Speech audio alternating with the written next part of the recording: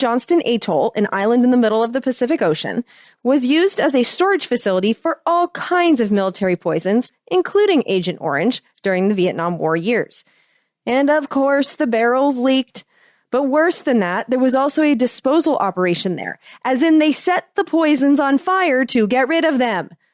The soldiers who were living there got poisoned by land, water, and air. And now, after decades of denials, this is all officially recognized as having been a real thing that happened, and the veterans who served there can now get health care. There are also some veterans from the same time period, in the late 1960s, who were victims of poisonings and military secrecy in other parts of the world, who are eligible now for health care too. So in 1966, a U.S. B-52 bomber carrying hydrogen bombs, each of them dozens of times more powerful than the bombs that we dropped on Nagasaki and Hiroshima. Well, that B-52 bomber carrying those bombs crashed into a jet that was refueling it at 31,000 feet above the coast of Spain. As the bomber jet broke apart, 4 hydrogen bombs fell near a tomato farming village called Palomares on Spain's southern coast. According to a secret Atomic Energy Commission report that has been declassified, one of the bombs landed in sand near the beach. It got majorly dinged, but it stayed intact. The second bomb dropped into the ocean. It was luckily found unbroken 2 months later. But the other 2 bombs, they exploded. Now, the bombs were not armed, and there were built-in safeguards, which, thank God, worked, and those safeguards prevented nuclear blasts. But the explosions of the explosives around the nuclear parts of these bombs left house-sized craters on opposite sides of the village and sprinkled the village with flying plutonium dust, poisoning the villagers' homes and their tomato fields. Veterans who were stationed at United States Air Force bases in Spain were packed onto buses for a secret mission to clean that whole mess up. And it wasn't just the fighters. Cooks, grocery clerks, even musicians from the band. Everyone who could help was put on those buses and sent to help clean up the damage caused by the bombs. The military lied about all of this for decades, but we now know that radiation near the bombs was so high that it sent the military's monitoring equipment off the scales. Troops spent months shoveling toxic dust, wearing nothing more than their normal uniforms. And when tests taken during the cleanup suggested that the men had alarmingly high plutonium contamination, the Air Force threw out the results, calling the results, quote, clearly unrealistic, unquote. All this time, the soldiers were not told that there was a danger of radiation. The troops were ordered to burn vines that were covered in the dust, setting it airborne and into their lungs. The troops then ate the tomatoes that were covered in plutonium dust because the military bought all the tomatoes that the angry villagers wouldn't eat and fed them to our troops. And when our veterans returned to their country and developed cancers and other illnesses, they were forced to pay for their treatments out of pocket, thousands of dollars per month that would have been free if the Air Force admitted that they had been exposed to radiation.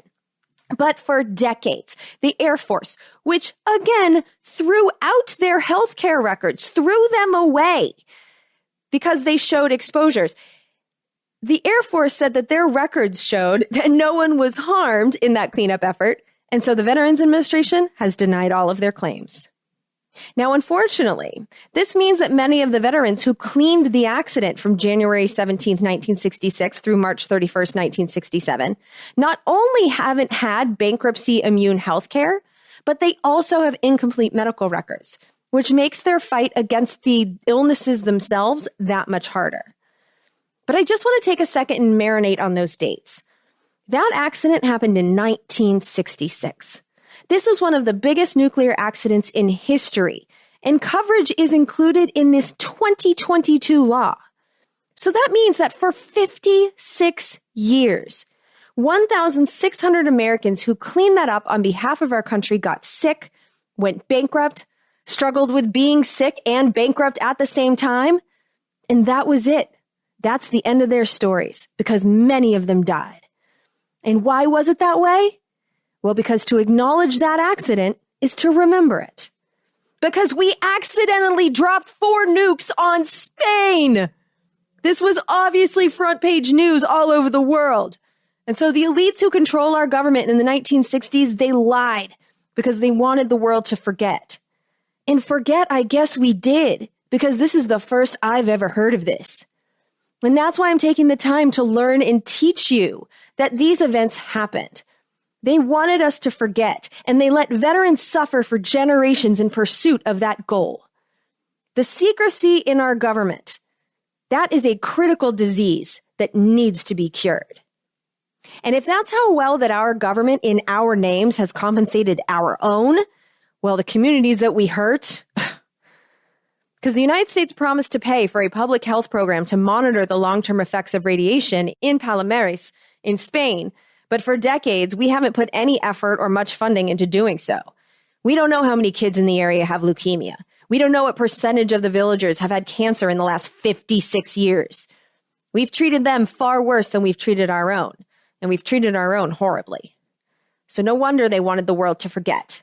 This is not an example of the United States being a force for good. And there was a very similar story, actually pretty much the exact same story, that explains why about 600 veterans who cleaned up the crash of a U.S. Air Force B-52 bomber that, again, whoopsie-daisy dropped 4 nuclear bombs 2 years later in Greenland. They are now finally eligible for healthcare to treat the symptoms of their exposures that they got from cleaning up that mess. But for 54 years, they've been denied coverage because the military said they weren't exposed, despite all the evidence, despite all the cancers, in order to sell the "there was nothing to see here" lie. And fun fact about both of these nuclear bomb drop-a-doodles is that the military agreed to remove all of the radioactive material from those countries. And so what they did is they packed it up, flew it to the United States, and buried it in a storage facility on the Savannah River in South Carolina, in a facility that required the U.S. government to destroy 4 towns and kick out 6,000 people to construct. This thing is huge. This is a facility that is so large that you can spot it easily on Google Earth when zoomed out to look at multiple states. And it is a facility that is leaking and has been leaking for years. And I have to mention this. This is a facility that is also now home to 2 radioactive alligators that have been named by the locals. They've been named Tritigator and Dioxinator, named after the wastes that have turned them into Teenage Mutant Ninja Gators. So, wow, this is yet another rabbit hole too deep for today. But the show notes will show you the way if you would like to jump down it on your own. And if I lived anywhere near the western half of South Carolina or anywhere near Augusta, Georgia, which is really close to this thing, I would jump down this rabbit hole.